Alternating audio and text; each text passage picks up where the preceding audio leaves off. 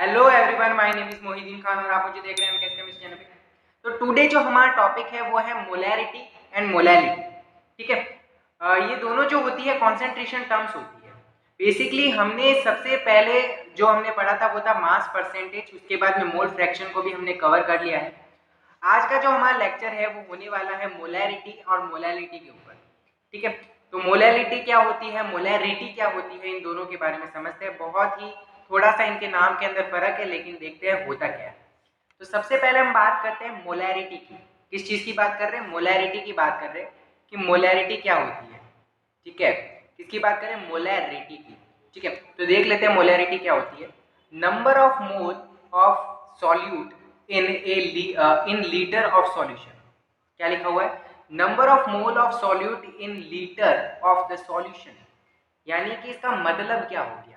यानी कि कोई हमारे पास में 1 लीटर सॉल्यूशन, मतलब उसका वॉल्यूम कितना है? 1 लीटर। और उसके अंदर अपन को क्या बताना है? नंबर ऑफ मोल किसके? सॉल्यूट के। तो वो होता है हमारे पास में मोलैरिटी। अब मोलैरिटी का फॉर्मूला होता है basically molarity is equal to number of moles of solute divided by volume of the solution in litre.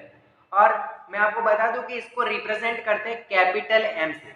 ठीक है। किससे रिप्रेजेंट करते हैं? कैपिटल एम से इसको रिप्रेजेंट करते हैं मोलैरिटी को। बहुत ज्यादा सिंपल है। ठीक है। और इसके अंदर मैंने लिखा है 1 लीटर ऑफ सॉल्यूशन, यानी कि जो सॉल्यूट के नंबर ऑफ मोल है उसको डिवाइड करना है पूरा का पूरा वॉल्यूम से। किसके? सॉल्यूशन के वॉल्यूम से। किससे? लीटर से। इसको शॉर्ट फॉर्म में हम ऐसे लिख सकते हैं कि m is equal to n divided by v in litre. यहाँ पे कैपिटल L मोलैरिटी है, n है नंबर ऑफ मोल, v है हमारे पास में वॉल्यूम, जो कि हमारे पास में किसके अंदर है? लीटर के अंदर है। बहुत सिंपल है मोलैरिटी। मोलैरिटी का एक क्वेश्चन करते हैं जिससे मोलैरिटी हमको क्लियर हो जाए। ठीक है। तो मोलैरिटी का एक क्वेश्चन है हमारे पास में। क्वेश्चन है calculate the mass of sodium acetate. अभी सोडियम एसीटेट होता है CH3COONA, सोडियम एसीटेट होता है। उसके बाद में लिखा है required to make 500 ml of 0.375 molar aqueous solution. Molar mass of sodium acetate is 82.0245 grams per mole. अब यहाँ पे अपन को कैलकुलेट क्या करना है? यहाँ पे अपन को कैलकुलेट करना है मास। किसका मास? सोडियम एसीटेट का। तो सबसे पहले अपन वो चीज लिख देते हैं जो अपन को इस क्वेश्चन के अंदर गिवन है। तो इस क्वेश्चन के अंदर अपन को क्या गिवन है? सबसे पहले लिखते हैं गिवन दैट। तो यहाँ पे अपन को इसकी मोलैरिटी दी हुई है। कितनी है मोलैरिटी? मोलैरिटी है हमारे पास में 0.375, जो कि हमारे पास में मोलर एक्वस सॉल्यूशन लिखा हुआ है यहाँ पे, जो कि मोलैरिटी अपन को गिवन है। उसके बाद में अपन को क्या गिवन है? वॉल्यूम गिवन है 500 ml। यहाँ पे कितना है? 500 ml। तो यहाँ पे इसको 500 ml यानी मिलीलीटर के अंदर है, इसको अपन क्या करते हैं? कन्वर्ट करते हैं लीटर के अंदर। तो कैसे कन्वर्ट करेंगे? इसको डिवाइड कर देंगे किससे? 1000 से।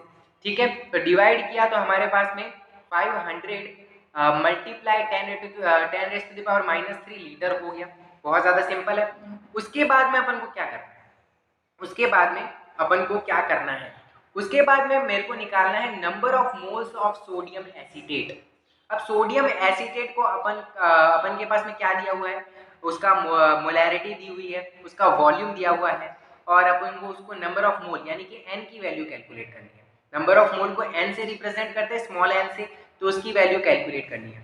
यहाँ पे लिखा हुआ है n is equal to mv। ये कहाँ से आया? मैंने मोलैरिटी का फॉर्मूला बताया था अभी अभी मैंने मोलैरिटी का फॉर्मूला बताया था कि n इज इक्वल टू क्या होता है हमारे पास में? सॉरी, मोलैरिटी होता है m इज इक्वल टू, एक बार सही से लिख देते हैं इसको, थोड़ा सा पेन गड़बड़ हो चुका है यहाँ पे। मोलैरिटी क्या होता है? मोलैरिटी होता है हमारे पास में, एक मिनट, मोलैरिटी होता है हमारे पास में capital M is equal to n upon v, जो कि लीटर के अंदर होता है। बिल्कुल सिंपल है।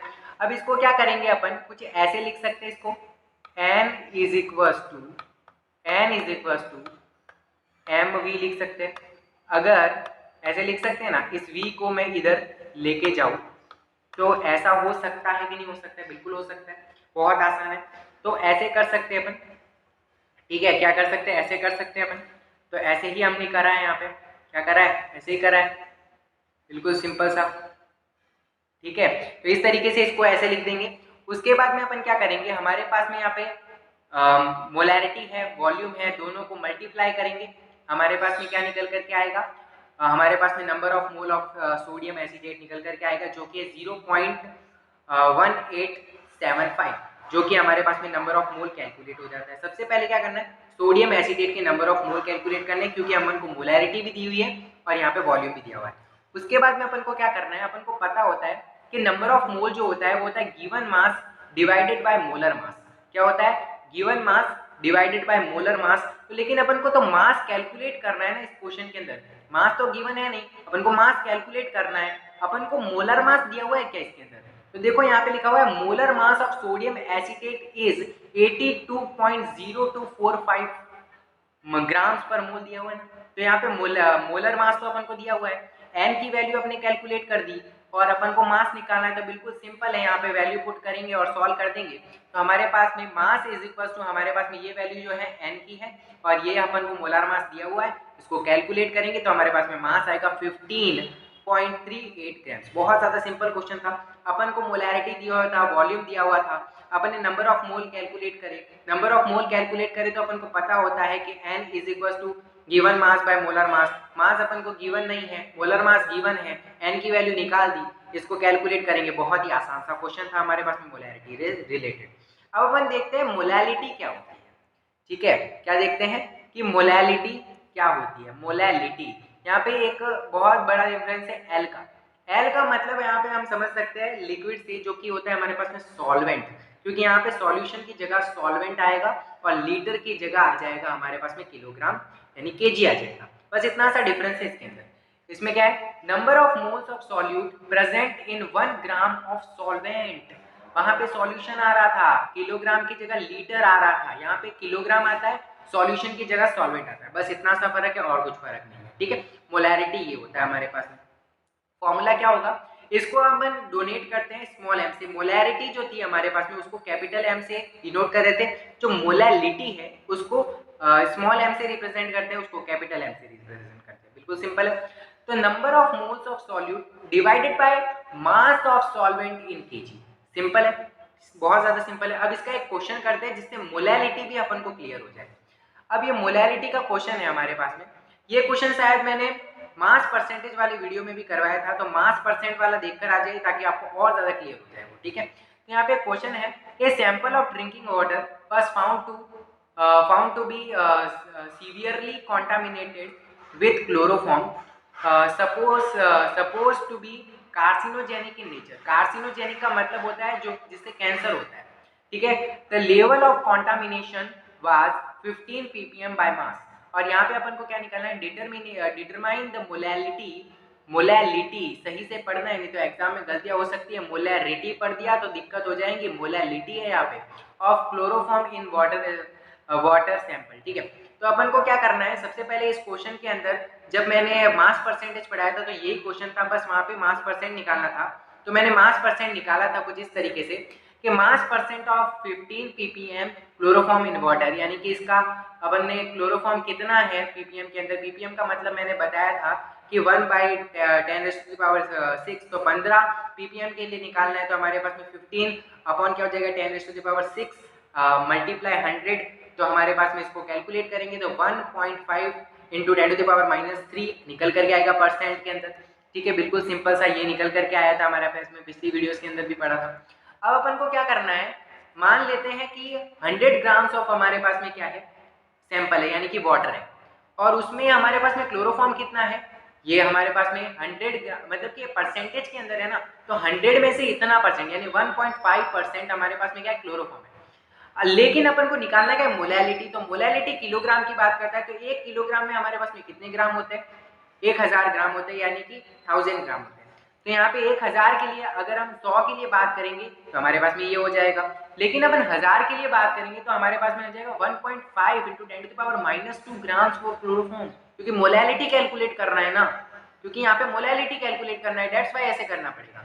अब अपन को क्या करना है, यहाँ से क्लोरोफॉर्म का मोलर मास निकाल दो, और मोलर मास निकाल करके अपन इन दोनों को डिवाइड कर देंगे तो हमारे पास में क्या निकल करके आएगा, जब डिवाइड करें मतलब कि मोलर मास निकालना है तो मोलर मास को इस जो ये वैल्यू है इससे अपन क्या करेंगे, डिवाइड कर देंगे और जो वैल्यू आएंगी वो होगी हमारे पास में मोलैलिटी। ठीक है, क्या होगी, मोलैलिटी। देखो हमारे पास में molar mass of CH Cl3 यानी क्लोरोफॉर्म, देखो हमारे पास में क्लोरोफॉर्म का फॉर्मूला ये है, कार्बन का जो हमारे पास में मास होता है वो 12 होता है, हाइड्रोजन का 1 होता है और जो क्लोरीन होता है हमारे पास में 35.5 होता है और वो यहाँ पे 3 टाइम्स प्रेजेंट है, दैट्स व्हाई 3 से मल्टीप्लाई करना पड़ेगा तो हमारे पास में यहाँ पे ये वैल्यू कैलकुलेट होकर के आएगी। बहुत ज़्यादा सिंपल है, मोलार मास निकालना सबको आता है, बहुत ज़्यादा सिंपल। ठीक है, उसके बाद में क्या करना है, ये जो वैल्यू है हमारे पास में, ये वैल्यू है इसको इससे डिवाइड कर देना है। डिवाइड करेंगे तो हमारे पास में आएगा 1.255 मल्टीप्लाई 10⁻⁻⁴। ठीक है, ये क्या आ गई हमारे पास में, मोलैलिटी आ गई। बहुत ही ज़्यादा सिंपल है मोलैलिटी कैलकुलेट करना, मोलैरिटी कैलकुलेट करना। इसमें कोई रॉकेट साइंस नहीं, इसमें कोई रॉकेट नहीं उड़ाना है। ठीक है, तो आज की वीडियो में बस इतना ही। वीडियो पसंद आया तो लाइक कर दीजिए, चैनल को सब्सक्राइब कर दीजिए। मिलते हैं जल्दी ही नेक्स्ट वीडियो के अंदर और इस लेक्चर से रिलेटेड कोई भी डाउट हो तो आप कमेंट बॉक्स में कमेंट कर सकते हैं। Thanks for